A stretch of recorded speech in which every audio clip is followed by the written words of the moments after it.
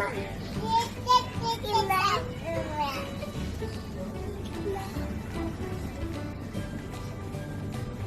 หนึ่งสองสามสี่ห้า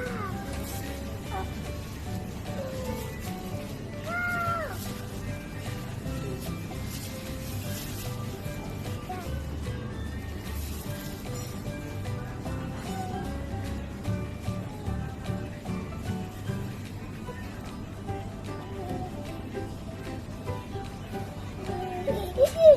อยากทำเลยอยากออกมา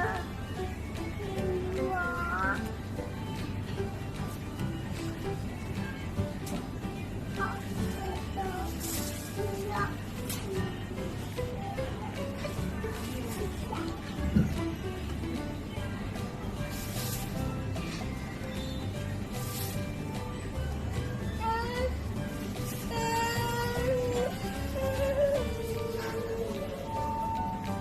ขอเชิญคุณเอกชัยโฮมช็อปเปอร์ที่แบบที่จุดบริการลูกค้าค่ะ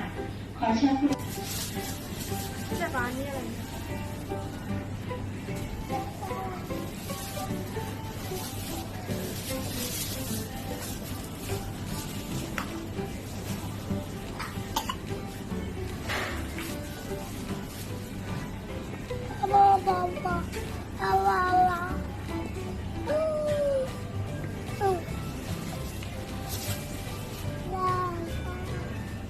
เขาตั้งไหนอ่ะมันมี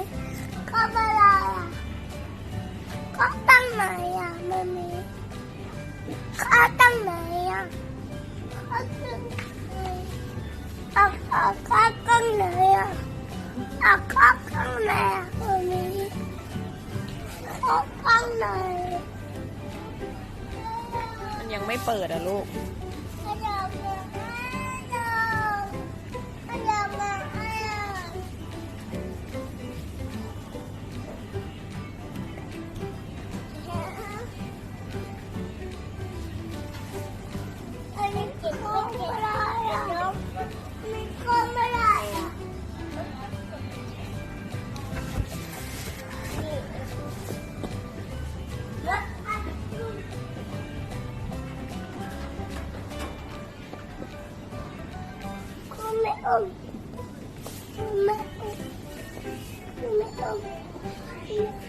หันมาหาแม่สิให้แม่อุ้มอ่ะ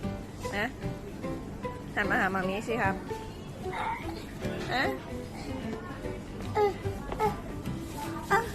แม่อม